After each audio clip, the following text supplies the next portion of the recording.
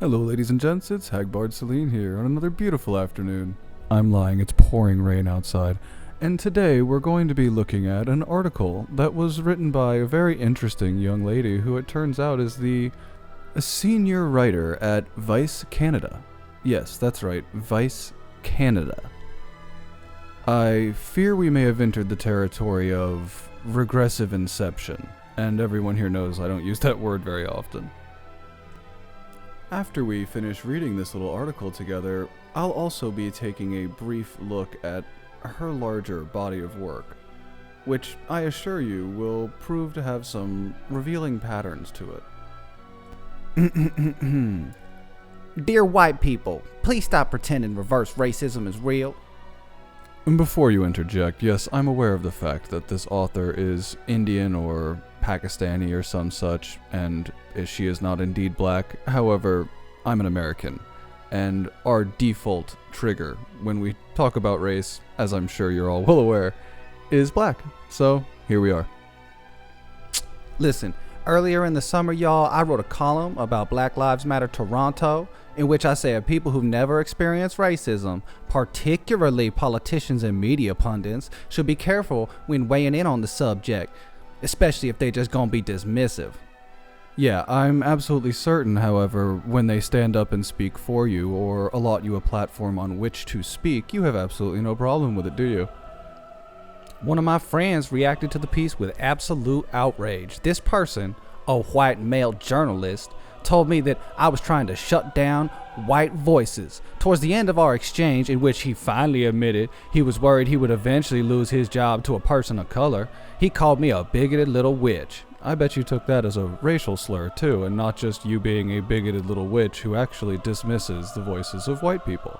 No, of course not. You're an innocent angel, aren't you? His views sound extreme, especially for someone that works for a mainstream media organization.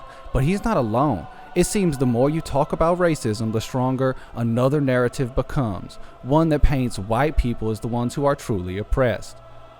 Again, he had a fear of losing his job, and it didn't exist in a vacuum.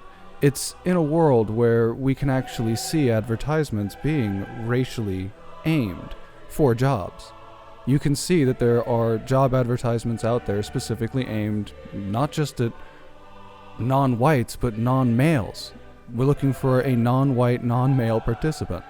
This is happening, and it is uncomfortable.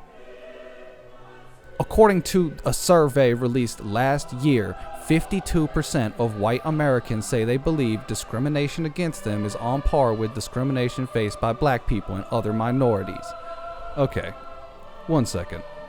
That's funny. It might even be the case that it is on par with hatred. You see, because about 50% of all the hate crimes that have been perpetuated in the UK have been perpetuated against white people. What, you have a problem with me using statistics from the UK? That's funny, you're a Canadian who's using statistics from America. And if you look, this isn't a new discussion. This was a thing done in 2006. In Canada, a poll taken in 2014 showed that most Canadians don't think they're racist. 84% claim to have friends with different racial backgrounds. Oh sure, you got a black friend. Congratulations, girl, yes. But 32% make occasional racist comments and 27% agree with racial stereotypes. I would love to see how those were worded. I would bet a good amount of money that the 32% of occasional racist comments, the question wasn't phrased that way.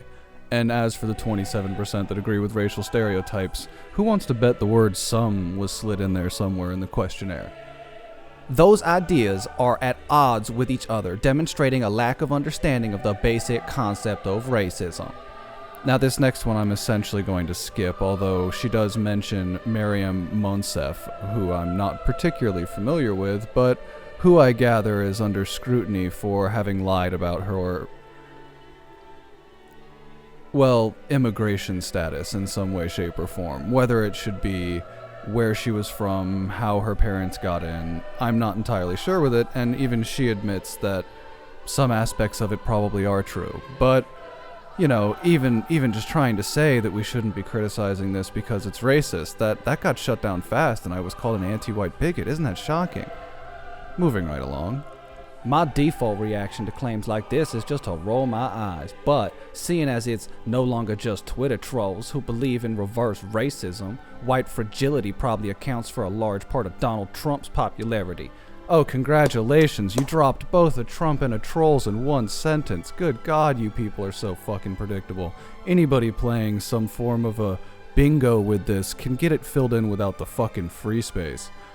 I decided to reach out to some social justice advocates, not warriors, advocates, to ask why they think a certain segment of white people get so defensive when minorities vocalize their oppression, and why groups like BLMTO, which is Black Lives Matter Toronto, BLMTO, yeah, that's a good acronym, are being painted as divisive and race baiting when all they doing is fighting for equality. No, they have equality. They're fighting for attention and money. That's what they're fighting for, and frankly, we're getting tired of hearing of it. When you're so deeply invested in your privilege, and in this case white privilege, racial equality feel like oppression. Oh, so you're saying that it'll feel like oppression. It's not oppression, guys. It just feels like oppression. Unlike your oppression, which is real oppression because it feels like oppression, not because you're actually oppressed. Whatever.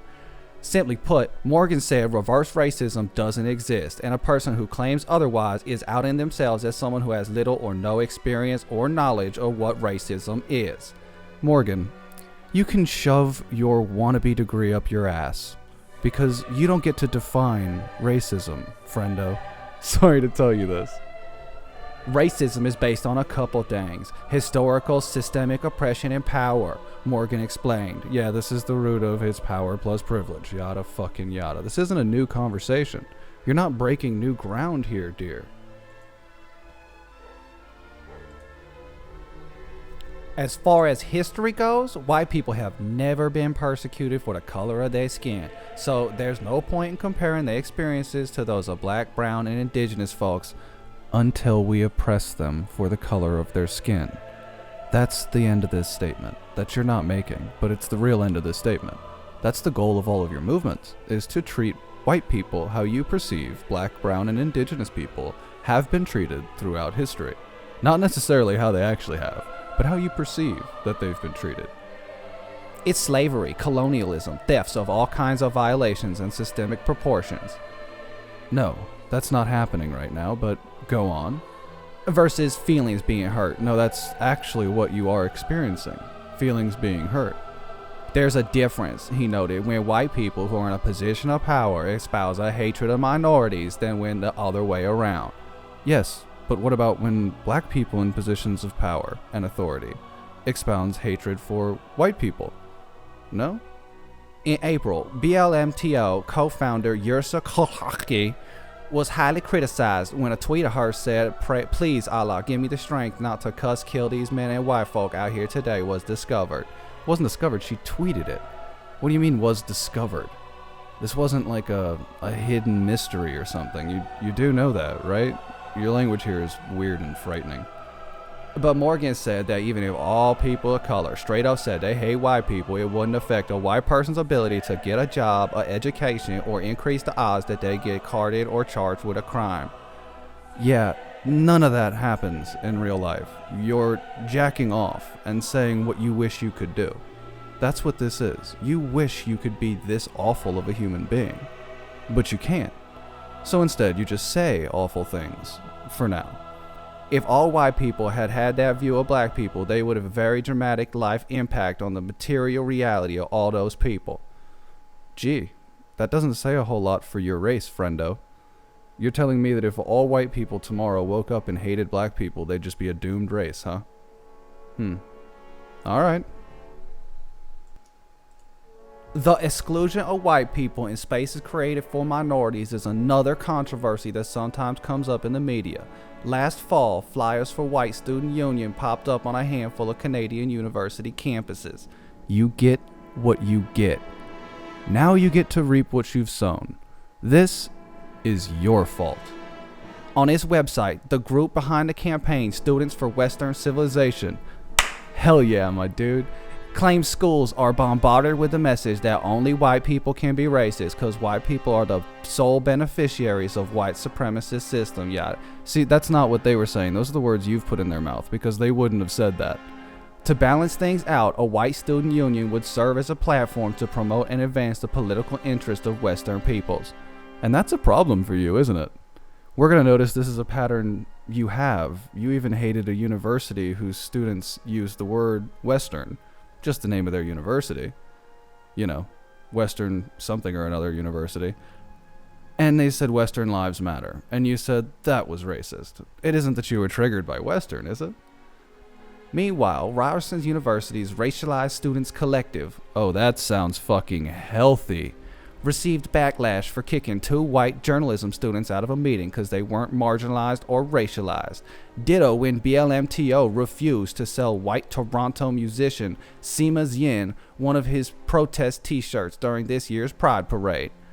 Yes, and when these roles too get reversed and people stop wanting to deal with the melanated peoples of the world, don't come crying to me, and don't come crying white supremacy. You will have caused this by being belligerent, whiny little cunts. And we'll laugh at you at this point, because you will be deserving of whatever fates come crying down on your heads. Just know that. You will deserve it, and we will laugh. Denying me service due to my race when I'm showing my support to the Toronto Black Lives Matter movement is ironic and killing my human rights, Zinn tweeted at the time. Yeah, and the person was correct. I don't even know what fucking sex they are. Not relevant. The fact of the matter is, for you to have intentionally marginalized and removed from your sacred spaces people whose skin were the wrong skin tone, that is the problem. That is you doing what you supposedly hate. That's you becoming what you hated to fight the thing you hate. And when you do that, you encourage your enemy to do the same.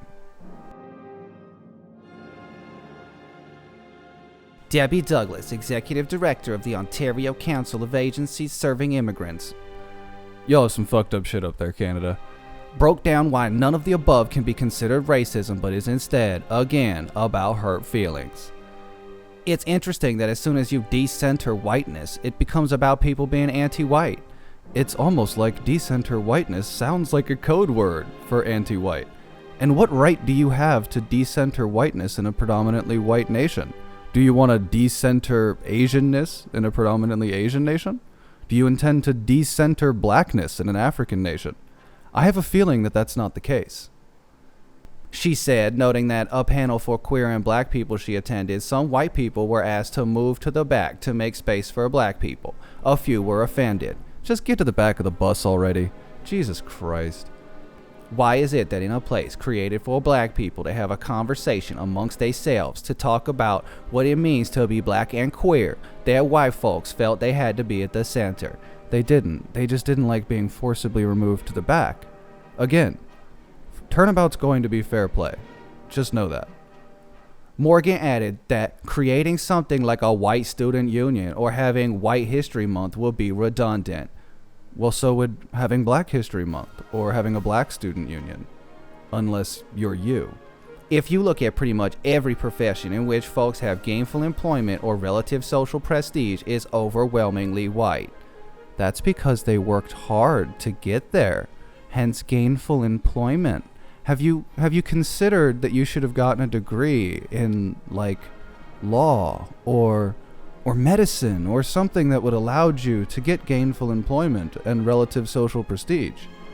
Have you considered that is the only path that leads you there, and simply crying about it gets you nothing?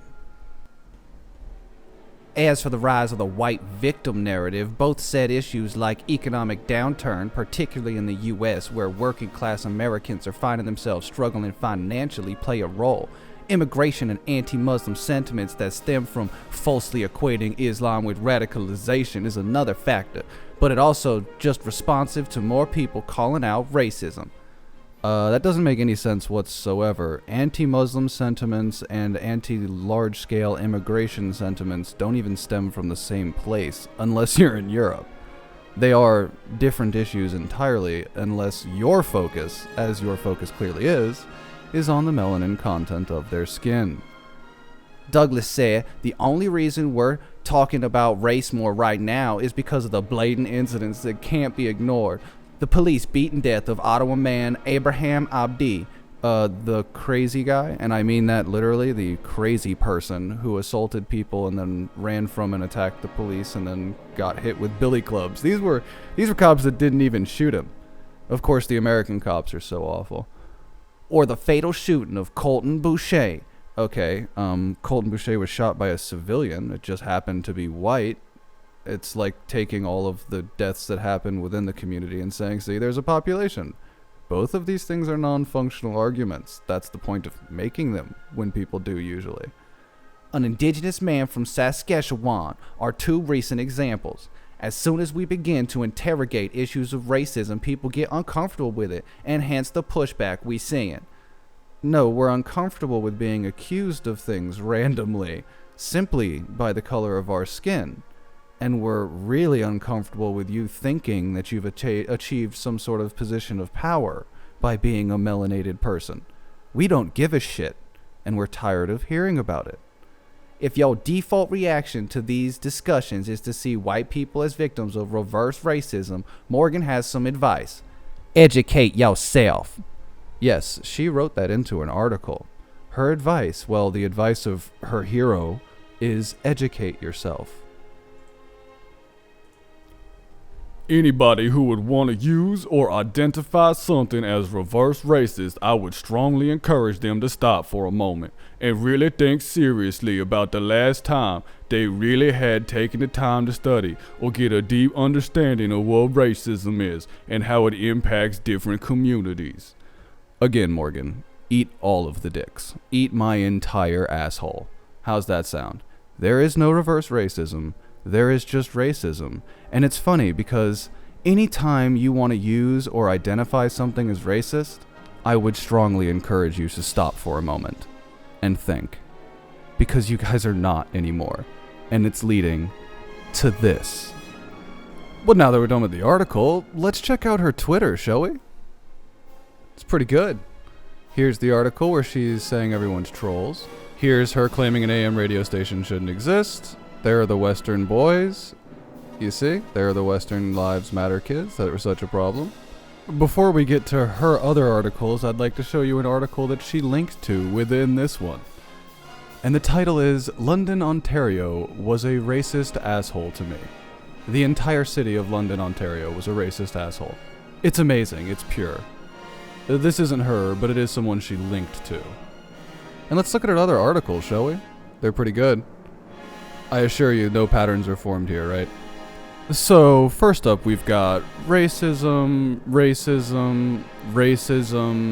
my dick. How did my dick get in there? Little crossover there. Sorry, guys. Another article that she's linked, that she wrote, that she linked within her own article that uses the same picture as that article because she is a creative genius. Her crying racism over a homecoming, her talking about rape, her talking about child rape and defending a transsexual pedophile, her talking about the creep catchers catching cops, her misunderstanding medical concepts, her further misunderstanding medical concepts. Yeah, like I said, she's got some patterns, but hold on, wait. It gets better and there's hope for us.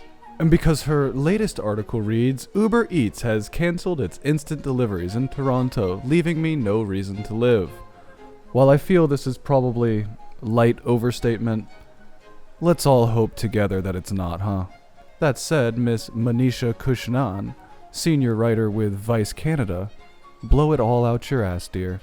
And I hope never to read another article you've written again. And that's it for me, ladies and gents. I hope you've enjoyed this little reading and analysis of this author's obsessions. And I'll be back Thursday with a new video. Thanks for being here. Stay safe, good luck, and goodbye.